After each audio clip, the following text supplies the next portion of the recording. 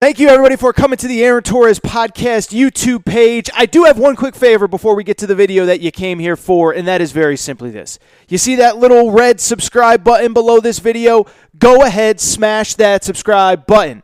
It really does help me. It really does help this channel grow and my audience grow. So go ahead and hit that red subscribe button. And now, here is the video that you came here for. So North Carolina, just an unbelievable win. You don't want to call it a program-defining win or anything like that because they've won 6 national championships in their school history. But it really was, in a lot of ways, a regime-defining win, if you will, for Hubert Davis. And so I do want to get into the bigger picture with Carolina, and I do want to talk about my boy Hubert Davis, because what I would say is I was very critical of Hubert Davis early. I think it was largely justified, but Carolina fans, let me know about those Hubert Davis comments after the win on Saturday night. I deserve it. I take the blame. I was wrong. You guys were right. And let's get into Hubert Davis, because I don't think that I've ever done a quicker 360 on a head coach than Hubert Davis. As recently as about 6 to 8 weeks ago, I'm not sure that I totally trusted that he was the right guy for Carolina. Now I have completely come full circle, and I will say this. I believe that who he is, how he coaches, I believe we are largely looking at the future of college basketball. Not saying he's the next Coach K, not saying he's the next Roy Williams, not saying that he's guaranteed to win 2, 3, 4, 5 national titles, because those things are hard. But what I am saying is when I look at who he is, how he handled this program, and how he has elevated Carolina, I think there's a big case to make that he looks like the future of college basketball in terms of how he has run this program. And so to go through again, and I'm not going to relitigate everything because we've talked a lot about Carolina's path over the last 2 or 3 episodes, but at the same time, when I was critical of Hubert Davis and Carolina early in the year, it was justified. The final scores speak for themselves. Lost by 17 to Tennessee. Lost by 29 to Carolina. Lost by 28 to Miami. Lost by 22 to Wake Forest. And lost by 20 to Duke in the first matchup. Yes, I was critical, but so were all these Carolina fans that were really wondering if this was the right decision.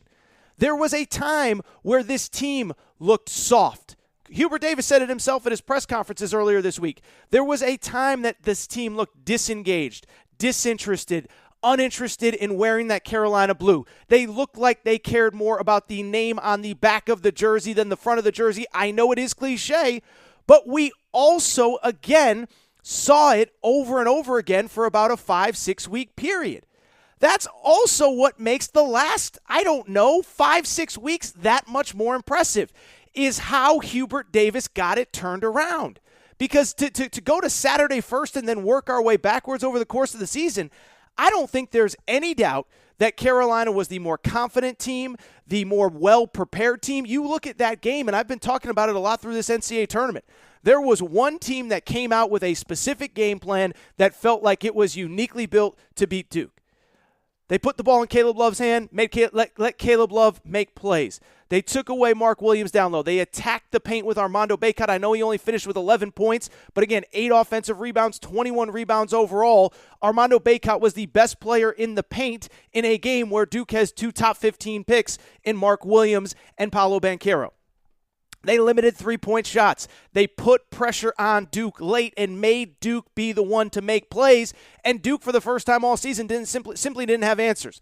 Listen, I'm not old enough to remember the 1991 title or the 1991 semifinal when Duke beat UNLV a year after UNLV had destroyed them in the title game. But you read about it and you hear about it. That was the storyline. Put pressure on them late. All the pressure's on them. That's what Carolina did on Saturday. And that was what allowed them to win. And so what I would say is Saturday really, to me, was a metaphor of an entire season. This team did not have it easy. Yes, they were ranked in the top 15, top 20 to start the season, but this was not an easy deal, and I would take it a step further. Not only has it not been easy with all those early season losses, but on top of that, it wasn't even an easy path in the tournament. Yeah, you destroy Marquette in round 1, but then you have that weird Baylor game where you blow a 20-point lead you easily could have lost. You easily could have fallen in the second round, and you're resilient and you find a way to win. You play UCLA in the Sweet 16, and it's a back-and-forth game. You find a way to win. And then more importantly, you get to that Elite 8 game, and everybody else has been looking past St. Peter's all year, you leave no doubt and put yourself in position to win. And so to me, it speaks to who Carolina is that they won this game because they have gotten more confident all year. They have bought in more all year. And listen, I don't care that they're an 8 seed, a 2 seed, a 7 seed, or whatever. I don't think there's anyone that would argue that right now the two teams that are playing the best in college basketball are playing for the national championship. Now, we'll talk about the championship game in a minute. We'll preview the championship game in a minute. And it's not to say that it's been easy for Kansas or Carolina or that I would have even said 10 or 12 days ago that these teams were the best teams in college basketball, but they are right now, and they deserve to be in the title game. What I would also say is it shows me what Hubert Davis has done with this program, and I continue to just be so impressed. And I go back to being at the press availability on Thursday and Friday where Hubert Davis talked about it. He said, look, it wasn't easy, but one, to his credit, he never lost confidence in himself and his game plan and what he did, even when guys like me and other national media members and certainly local media members were questioning it, let alone fans, message boards, social media, whatever. But two, he instilled that confidence in his players, and that's what continues to be so amazing to me. I asked him specifically, at one of the press conferences earlier this week, I asked him, I said, Coach, you guys flipped the switch after that Duke game. You go back to that first Duke loss. It's an embarrassing loss. And at that point, Carolina was, I believe, 16-7 overall. Well, since that Duke game, Carolina is 13-2 with 2 wins over Duke, one to end Coach K's career, one to end his time at Cameron. They beat the reigning national champion Baylor. They beat UCLA. They beat the tournament darling St. Peter's. And I said, Coach, how has this happened? And he gave what I thought was a very insightful answer. He said, look, it's not easy coaching young kids. It's not easy getting through to these guys and girls, but I had to trust my message, and I had to trust that they would figure it out for themselves. He said, I myself am a parent, okay? I wish that my kids listened to everything that I said the first time, but that's not realistic. And sometimes you have to let them make mistakes. You have to let them learn on their own, and you have to let them gain confidence and knowledge through their failures. And so when I heard that, I was like, oh my God, I'm completely sold, because what is clear to me and being around Hubert Davis and watching this team over the last 5, 6, 7 weeks is that that's exactly what happened. He gave them the distance. He let them learn the tough lessons, and they grew together. He, as a coach, was confident in what he was doing, and over time, the players trusted him, bought into who he is and what he was selling, and now they are playing at the highest level.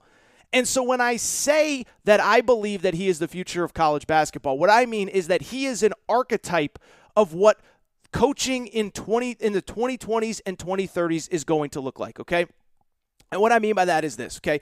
We all of a certain age, I'm in my 30s, many of you are in your 20s, whatever, some in your 40s, 50s, whatever.